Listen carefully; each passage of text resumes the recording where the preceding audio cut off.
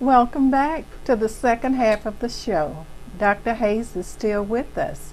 Dr. Hayes, we've talked about the mission, the vision, the purpose, and all of those good things of the plan. And I understand that you have some strategies that you're going to talk about next. Yes, ma'am. I'd like to do that as we develop those mission and the vision and the purpose.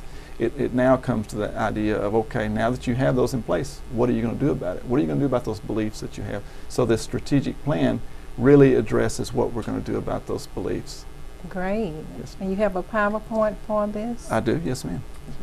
The first one, if you recall, when we talked about the objective or the goal of the district, the belief of the district is teaching and learning, our site-based team took that and led by Christy Clark, our special education director, our site-based team came up with the particular strategy, which was that everyone will actively engage in authentic, rigorous, and inspiring learning experiences, preparing them to succeed in the 21st century.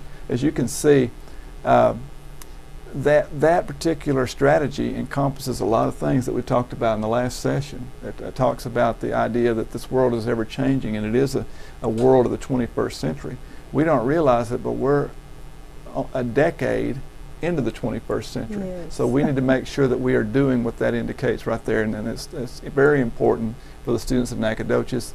The strategic planning team understood that and developed that strategy to lead us on out into that. And under each one of these strategies were sub-strategies. And as you can see, that one, design a horizontally and vertically aligned, rigorous, authentic district curriculum that includes multiculturalism and acquisition of additional languages. Oh, that's ideal. That is, and there's Yes. a lot in that. And I think when Ms. Clark and that group sat down to develop that strategy, they almost were overwhelmed by that, thinking that that's a huge thing for us to put a strategy to. But they've done an excellent job, and I look forward to putting that into place. Another strategy under that particular one was create and support a non-traditional learning environment that fosters inquiry, creativity, and innovation. That was the idea of bringing other modes of instruction into the school. You know, that it's not always going to be the teacher in front of the students. Sometimes it's going to be students sitting at home at night working on a virtual class, and that's kind of what we were working with there. Leslie Garicani led that one, and he's our director of technology, so he's a key person in this. 1.3, create partnerships that expand educational opportunities for students. That was led by Galen Hayes, and partnerships are so key. Yes, they are. Yes, ma'am. We talked about that in the last session. But we have such a wealth of partnerships here in Nacogdoches. We have the college, the university. We have the college out at Angelina. We have the community. We have a lot of businesses here. We have United Way, Boys and Girls Club, and we need to bring all of those people together and say, all right, let's develop partnerships so that we can increase the opportunities for our students. Oh, that's great. Yes, ma'am. And all that's under teaching and learning. The second one was under personnel and human resources. The strategy was that we as a district will foster a district-wide environment that will cultivate recruitment and retention of quality staff. You know how important a quality staff is to the success of students. Yes, very important. Absolutely. And so it is important that we recruit, and that when we get them here that we retain them. So the steps under that were 2.1, to implement a comprehensive district support system to increase the retention rate of students. The leader of that was Michael Martin, the director of Human Resources. And he worked with a great group that had a lot of ideas coming together about how we could retain and increase our retention rate of our staff. So I felt very good about that, and some great action plans that will go in place as a result of that one. 2.2, to formulate an aggressive recruitment plan to attract quality staff. Kind of as you can see how it fits in with 2.1, but it was actually a separate action of that, because we're now out aggressively recruiting them, and before we were trying to retain the ones that we had.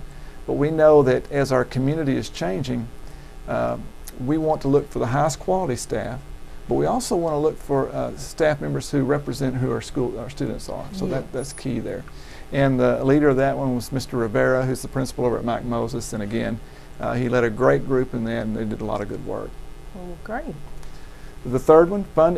You know, as you think about what schools are all about, you know, of course we want to keep in mind that teaching and learning is the key, but we want to do it as efficiently as possible. So that's where the funding and the finance comes in here. We want to run an efficient school system. So the third strategy was the district will optimize resources to ensure student success and financial stability, resulting in confidence from all stakeholders. We want the community to understand that we're running an efficient system. We do want to run an efficient system. So each one of these strategies under this will lead to that idea of effectiveness and efficiency is the key words here. Rachel Johnson led the 3.1 group, and they were to prioritize expenditures based on collaborative needs assessments to facilitate student success. What are those things that really will lead to student success? And that's kind of what Rachel and them built a plan around, to prioritize those needs that we have. 3.2, to maintain and promote responsible financial stewardship through continued evaluation and review of the practices. We want to put good practices in place, but we also want to have good evaluation of those practices as we go through. And Mike Green, the Associate Superintendent for Business Services, led that group through that. We really need to look and make sure that what we're doing is developing an efficient program.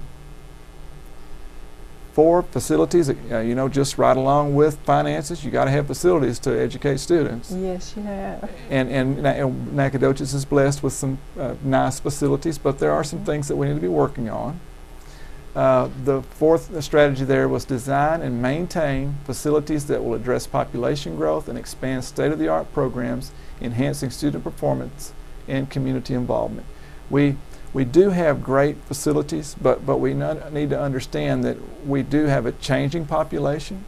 We do have, it is growing a little bit, but not only is the population growing, it's changing the expectations of what education is all about. We're getting into more technology things.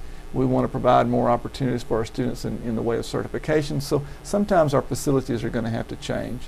And Tim Mulliken, the principal over at the 9th grade center at the high school, led the first one in 4.1, and that was to evaluate our current facility and look at what requirements we may have in the future based on some demographics that meet the ever-changing needs of our district. So Tim led a good group in that one. 4.2, that was led by Ms. Thacker, our Director of Food Services and Nutrition Food Services. And her point was to develop a plan to address the need and availability of district facilities and community resources to expand diversified educational opportunities. That's a lot in that one. Yes, but, it is. Ms. Thacker is a great great educator, or a person who cares about education, and she can lead that group and has done a good job. Number 5, as we talked about before, the parent and the community involvement is key to a successful school district. There were 2 strategies under that one. The first one led by Shelton Jones. We want to participate or promote our home getting involved in our school, our community getting involved in the day-to-day actions, and that's key to the success of a school. It is. It's very important. Absolutely. So that was a good job by Shelton Jones, and we'll see some great things from that one. The next one was led by Lynn Harris, principal at Emmeline Carpenter, and Kristen Heath, the associate principal at the high school, to develop and implement plans and programs that will educate home and community and produce meaningful involvement on all campuses. We don't want just parents coming up here and stuffing boxes. We want them to be meaningfully involved, and that's what that group worked with.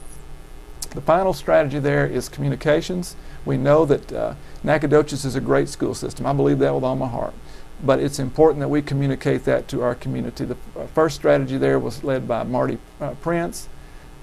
And it was to build a district image that would excite people to attend our schools. We do have good schools. Yes, we want them to be. We want great schools. Absolutely, we want people to be excited about our schools. Mm-hmm. And Marty has done a great job of building an image that will help us with that. Her team has done some great things. And then finally, Melinda Lindsay led the final strategy: promote community involvement with NISD through university, county, and city collaborations. We're getting a lot of that. We're getting a lot of SFA involved, the county involved, the city involved. And this strategy will just continue to help us increase that involvement. So we're excited about it. I hope that people will stay involved with our strategic plan, the 160, and more of them will even come out to support it. Well, you really have a great plan. Everyone has really worked really hard with it. And I'm really proud of it, and I know our community and the entire school, city, and county will be so proud of this. Yes, we really appreciate you all doing all of the hard work. Thank you. We're excited about it. And thank you for sharing all of the great information with us. Thank you for being a guest on the show. It's my honor. Sure. Thank you for joining us, and we look forward to seeing you again next week.